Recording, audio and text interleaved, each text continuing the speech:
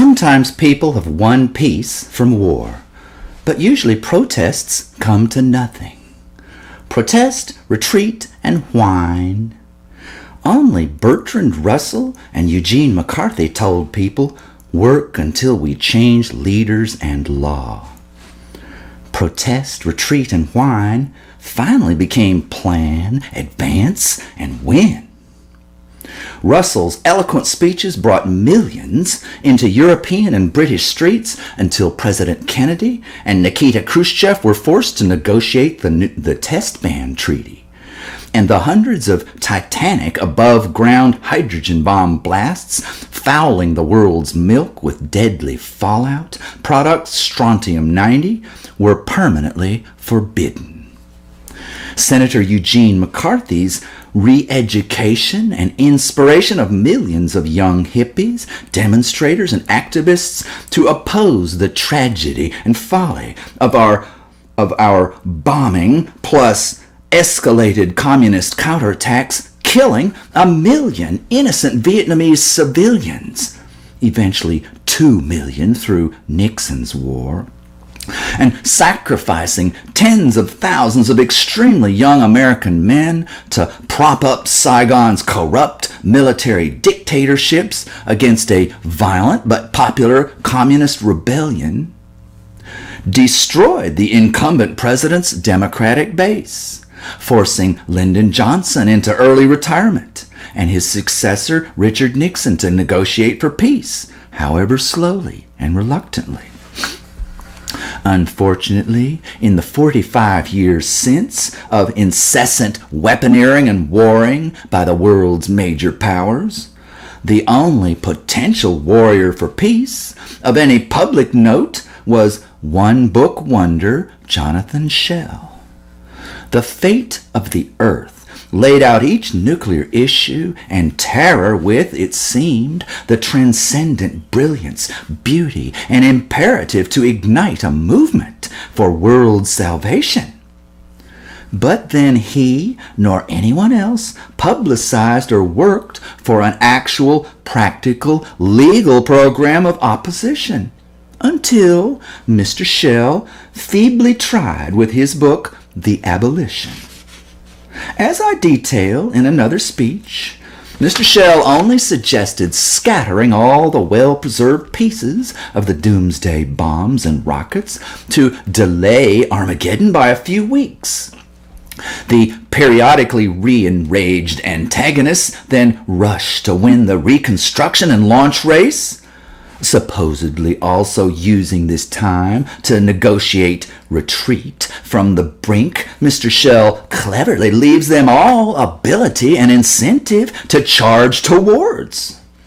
Not one public thinker before or since has critiqued the superpowers' bomb-juggling, escalating, and negotiation games with an achievable framework of weapons of mass destruction destroying, enabled by commercial, legal, government, military reforms to realize and obey the poorly strategized command of the universally and superpower abrogated Nuclear Non-Proliferation Treaty to fully destroy all weapons of mass destruction. I'm no major leaguer, but nobody else is on the damn mound. Now, we're closing in on 3/4 of a century of peddling and exploding the nuclear bomb race worldwide, and my America keeps clawing ever higher up our constructed doomsday mountain, continually plunging into Mideast wars as if begging 1 million new jihadists to fetch a few stray hunks of plutonium or enriched uranium from the thousands casually stored or incessantly trucked around the world to set off Hiroshima-strength pipe bombs in New York and Washington, D.C., among other world capitals they hate. Even our dirty fool leaders know we're living on borrowed time. Our radio telescope silence from a universe estimated to have produced 1,000,000 advanced civilizations has only one explanation, other than astronomers are wrong and we are alone. I did the math.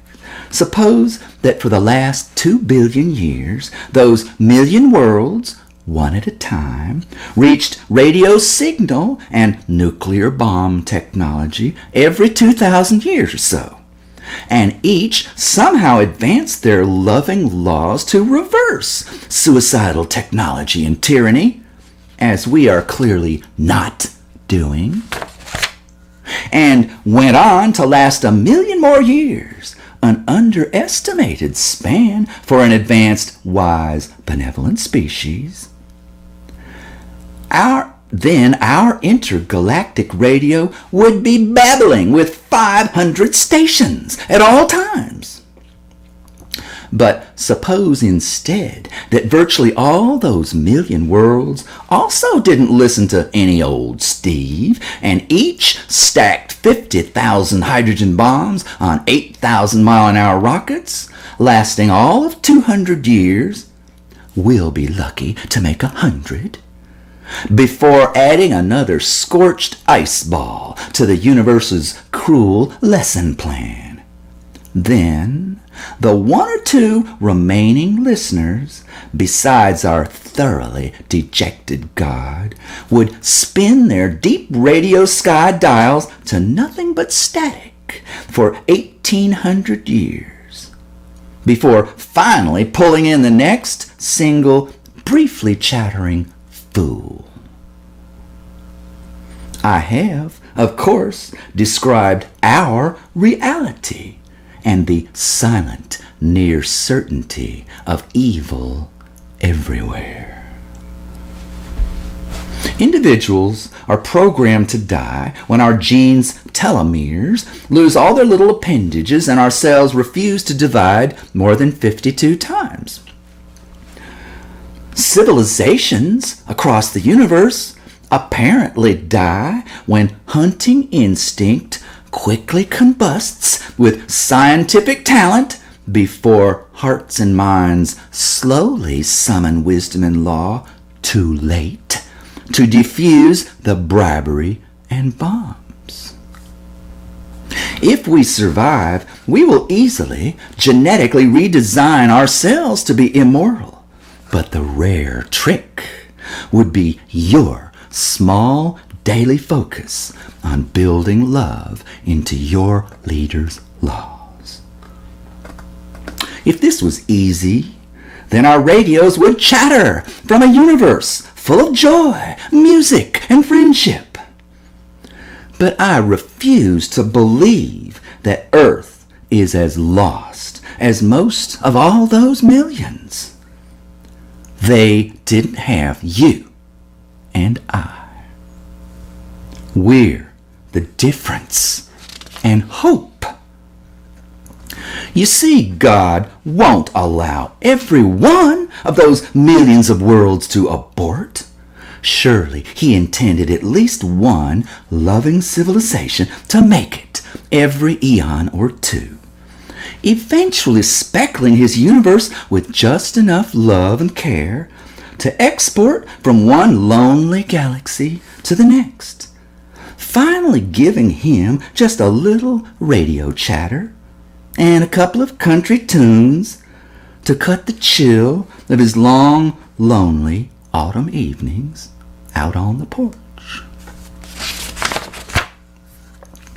Are you getting the idea that I'm just an old peace and love hippie from the 1960s who stayed drug addicted and useless for decades instead of developing my idealism into action? Guilty as charged.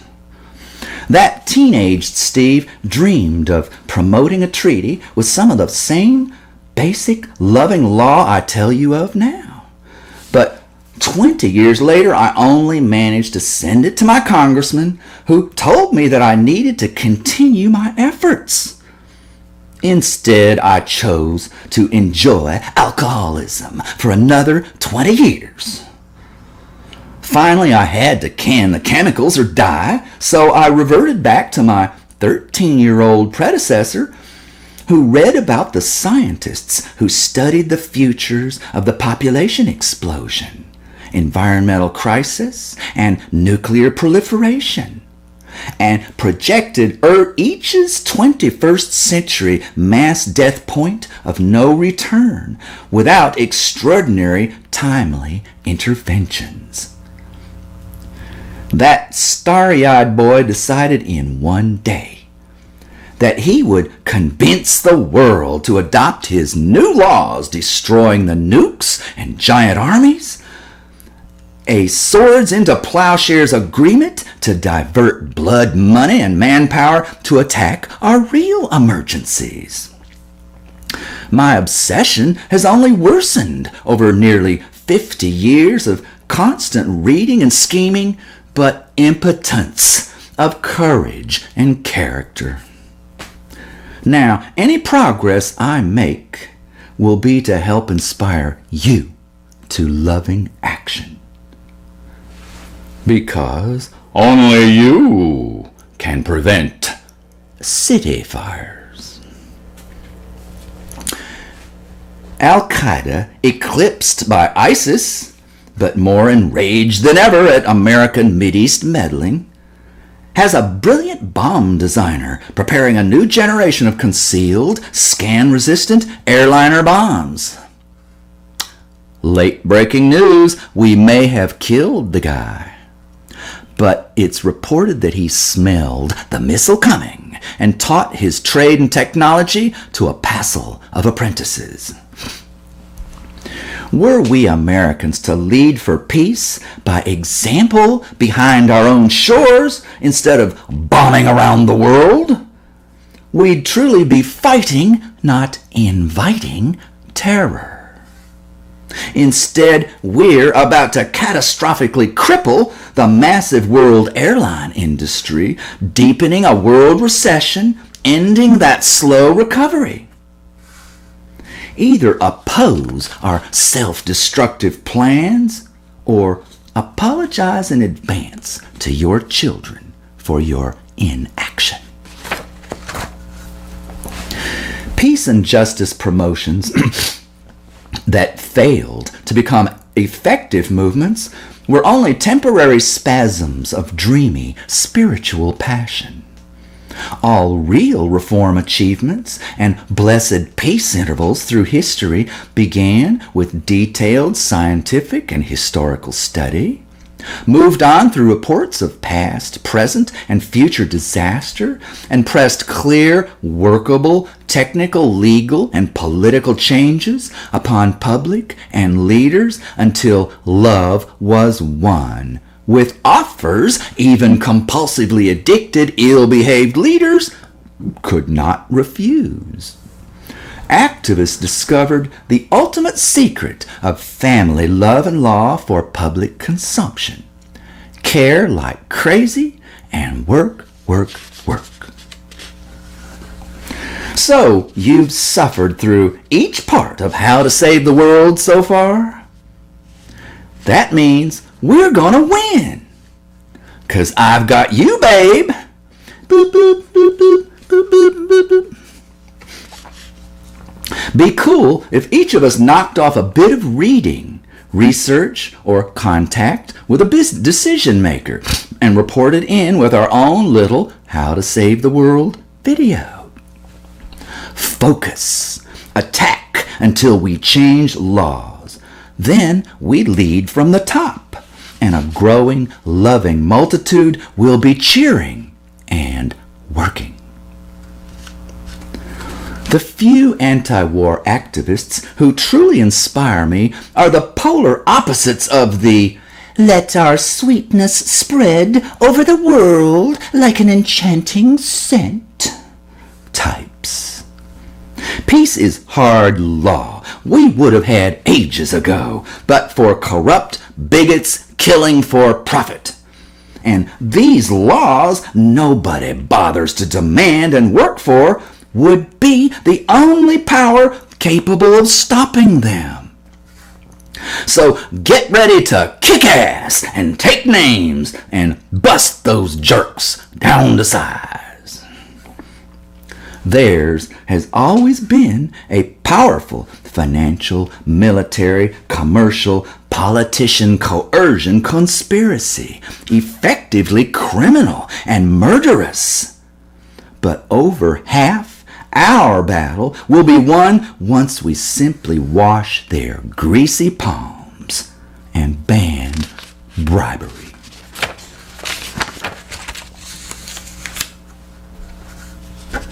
Then down comes their tower of power. Up comes equality, economy, caring, and disarmament. Peace and justice is chess.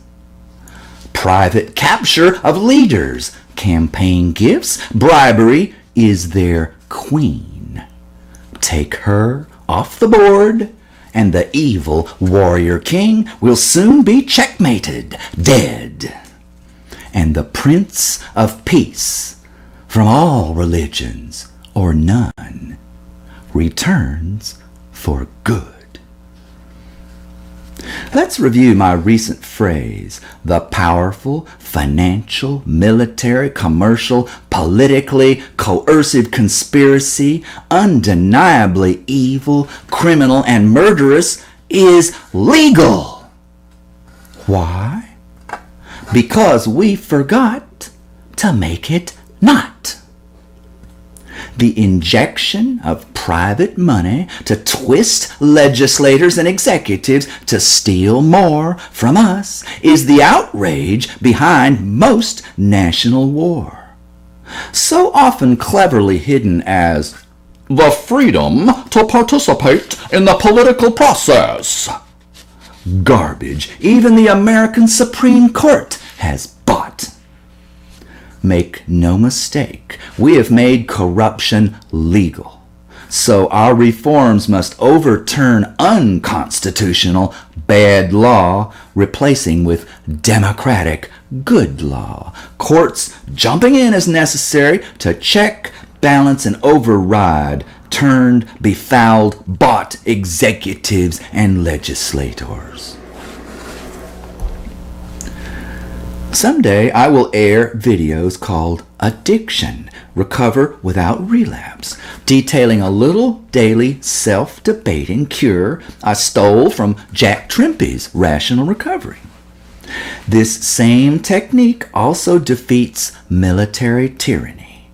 First, express eloquent recall of this addicting, horrific history. Understand its exact mechanisms, then defeat them with your loving power of coercion for right actions, enforcing sane decisions over tempting but twisted instincts to break each link of the chain of death, whether foolish purchase and poisonous ingestion of drugs, or advancing the industrial political schemes of tyranny and war. Your capacity to demand and win loving reform over some evil disease inside of you, or help legally overmaster similar out-of-control public money and technology abusers, your infinite, divine, and human power is celebrated by the radiant Reverend Joel Osteen, who says, "There is a power in you that is greater than any power that comes against you." Sadly, most civilizations, most worlds did not look for, find, and use that power for each other beyond families. Proving only that loving rescue won't come from somebody else, only your great mind, heart, spirit, and courage of modest but persistent action. The greatest, most powerful achievement of the warfare states are their public relations campaigns of diversion and distraction, rendering you unconscious of the gathering final storm. We hear reassurance. We'll aim the missiles and surely intimidate each villain so his shaking finger freezes before he can fire his own. So don't believe that nonsense that fear shatters emotions and clouds judgment. Our mega weapons and wars are your national security, so you need never second guess your peace professionals. Just sit back and leave the driving to us.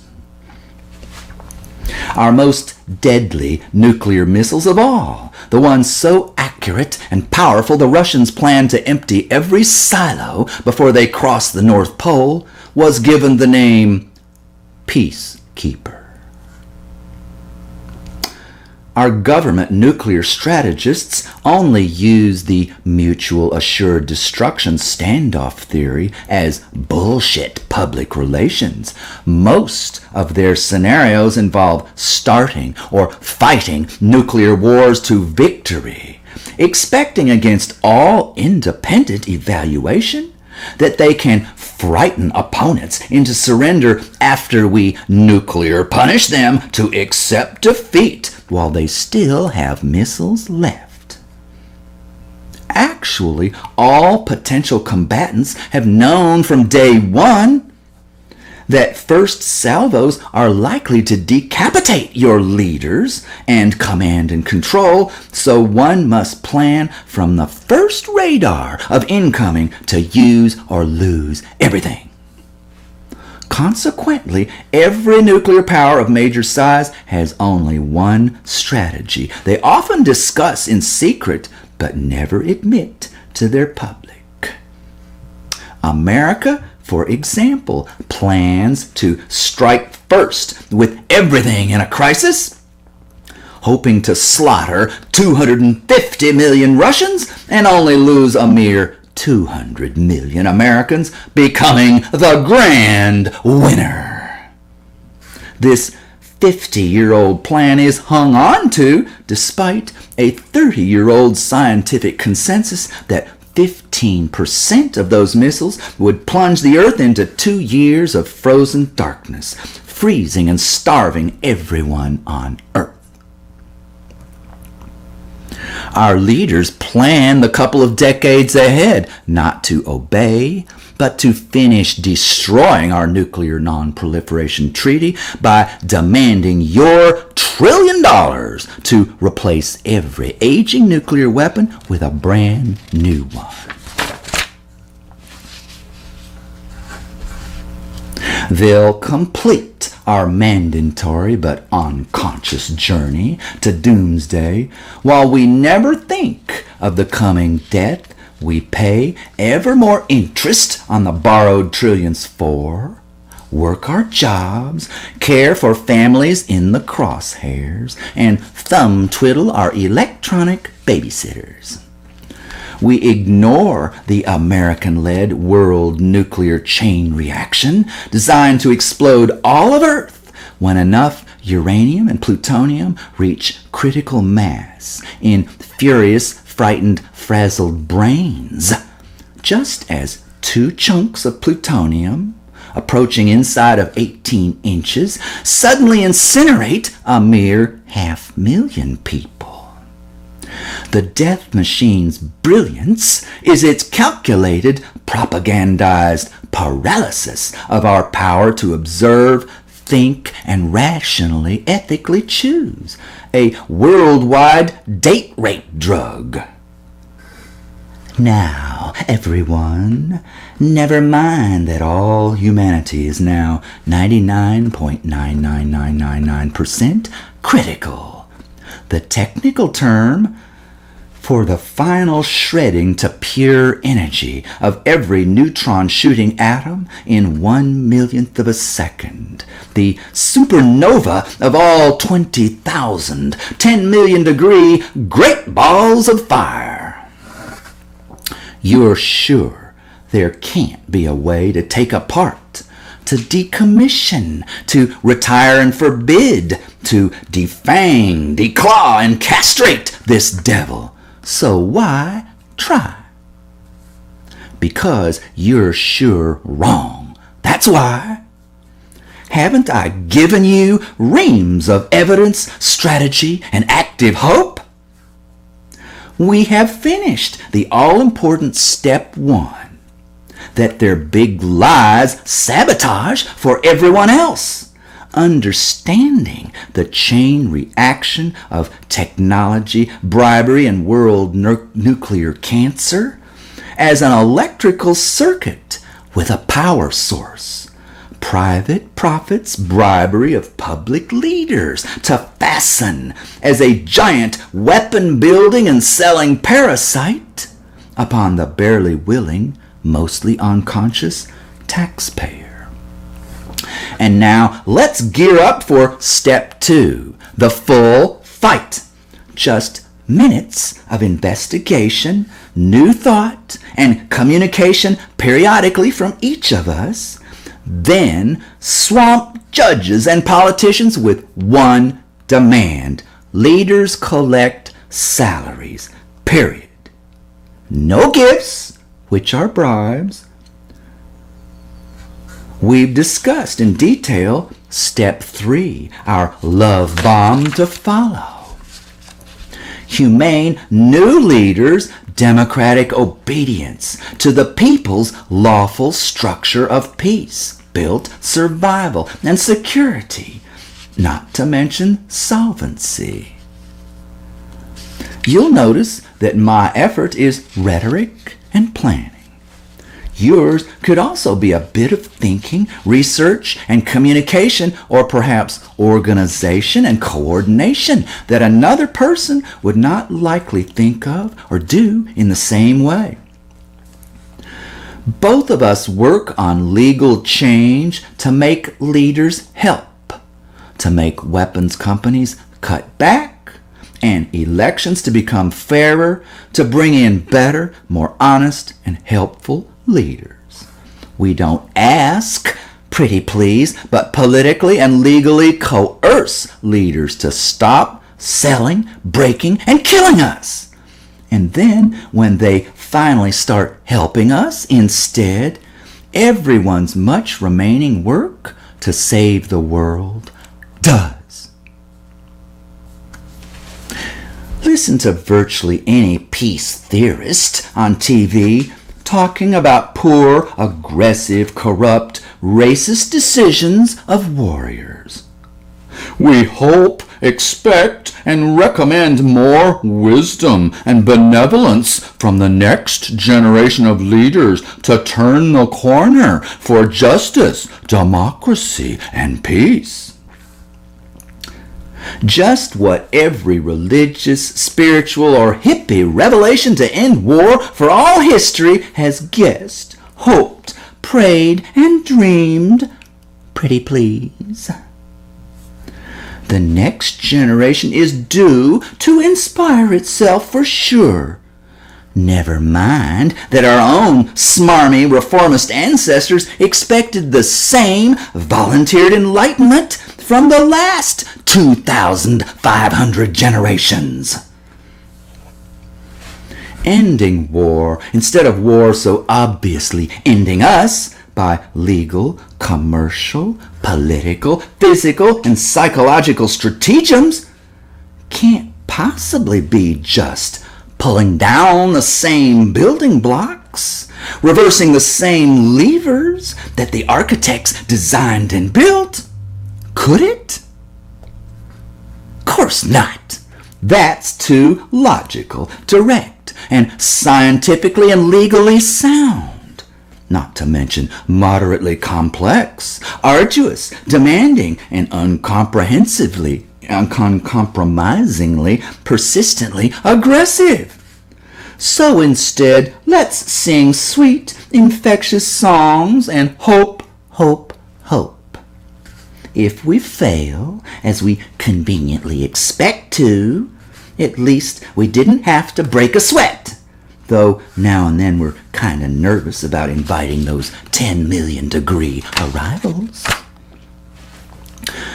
So our bosses continue to escalate corrupt savagery into the first and last century of the 11th millennium, with never a glance back at the peace wimps who don't have the guts, sense, education, strategy, or ambition to attack and defeat the commercial, political, military conspiracy of weapons selling, stacking, and blasting.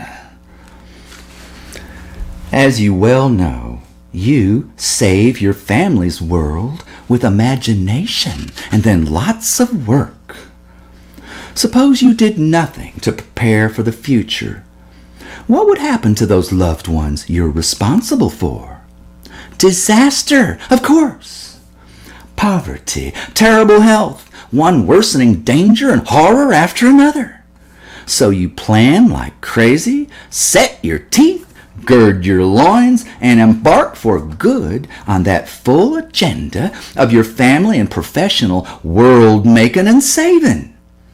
But just fending off the nightmare, keeping the wolf from your door, is not motivation enough to inspire you or your family. So you must seize your beautiful dreams too. You imagine every fruit of your labors. You design and color that safe, valuable, happy, delightful, achievable future. Your new personal world you will build and develop to live in year after decade until y'all's fulfillment, excuse my Texan, into everybody's sunset set years is assured. Now you're emotionally, inspirationally ready to return to today and get to work, delicately dancing across today's stepping stones and bridges over rushing rapids and rocky gorges of danger, heading onward and upward to each improving tomorrow. Well, now, are you also going to take those extra few minutes, I beg of you, to address your wider public world's gathering nightmare? Or will your apathy and inaction invite that hell to come destroy everyone's future? Or, with a bit of daily or even weekly work, will you help change and secure the world for safety, justice, and prosperity even your children can live and grow old with? Have you noticed that so far only a stray weirdo or two are enthused about doing the same public work? For the only loving, lovely human dreams that can guide action to fend off our proven historic and future terrible alternatives.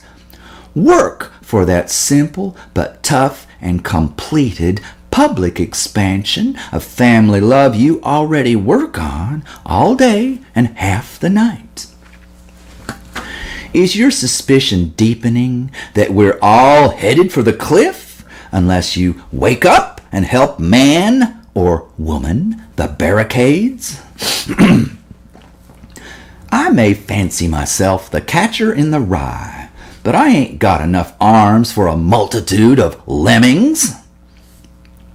I'm referring to J.D. Salinger's beautiful little book about a troubled boy who fantasized about being in a field of rye close to the edge of a cliff, a high cliff. Small children ran and played with innocent abandon and neglect. The older boy's job was to catch any who might blindly dash out of the waving grain and over the cliff. May I suggest a certain spirit, far lovelier than my disturbed and annoying one, to color your efforts to save us from diving off the cliff? How about enjoyment, humor, humility, and cooperation while urging good people to divert their own talents toward practical legal rescue strategies. Unlike my insufferable ranting and raving, you'll catch more flies with honey than vinegar. The very word civilization angers me, for it is constantly cited to claim the very wisdom, care, and proper behavior that groups bursting with money and weapons, but deliberately without ethical laws, have always latched onto. Civilization's problem, essentially, is that ever since men ranged out beyond their families to turn new political institutions into rewarding hunts, the male-female collaboration for family love was replaced by an organized male attack for advantage minus the biological love and care that both men and women exercise with each other in the family setting. As you work to elevate your love legally into our human family, try to collaborate with at least one person who may have a romantic and family bond with you, or just one with whom you can express appreciation for the truth, beauty, and power of this ultimate family love. You two will aid each other's efforts to structure our institutions to require the love and care that romantic and family teams tend to perform instinctively. You'll both direct your loving characters upward to action to benefit all.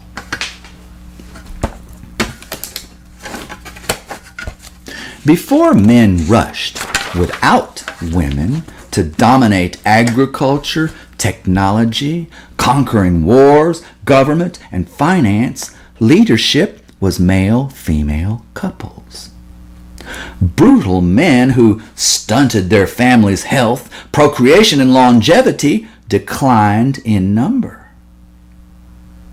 Estrogen-fueled, nurturing women, unable to physically challenge males over 12 or 13, refined negotiation, conciliation, accommodation, promoting human rights, respect, and justice for each family member, strong or weak.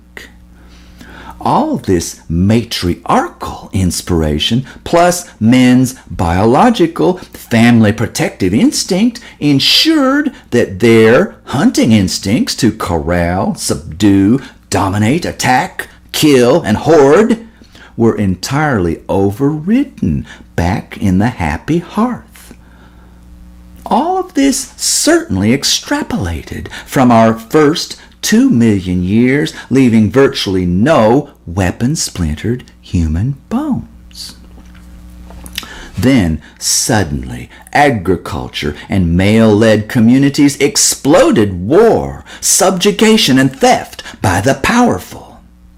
Historical fiction claims civilization replaced savagery. The half-billion slaughtered, and most of us abused and trampled ever since, out that lie. It is savagery that replaced family and tiny society-loving civilization. I've spent a recent year or two promoting couples leadership. 2 lovers fill each power job. Both must agree to any idea to take or kill before their vote counts. Just as parents consult and agree before either may bust Junior's butt or take away his supper. Just allowing a solitary man violent dictatorial power destroys women, girls, and families, as historical and modern abuse both prove. Ignoring patriarchs' political, financial, and military tyranny is the outrage I fight with old and new law to stop them. But couples leadership is 100 years and a constitutional amendment removed, so let's put it back on the back burner. The group of reforms I promote are almost the equal of loving, guiding, tempering, civilizing women. Each arena of new techno-hunting seized on by patriarchs is redesigned to block evil, high-tech, and high-finance opportunities, removing the low-hanging fruit and weak stragglers from the antelope herd, so to speak. We take the toys from the boys. Instead of imminent doomsday, we get more generations to begin reversing the millennias of bully multiplication of pampered militant magnates. Finally, kind men repopulate genetically, so we don't have to put the girls entirely in charge. Thank God.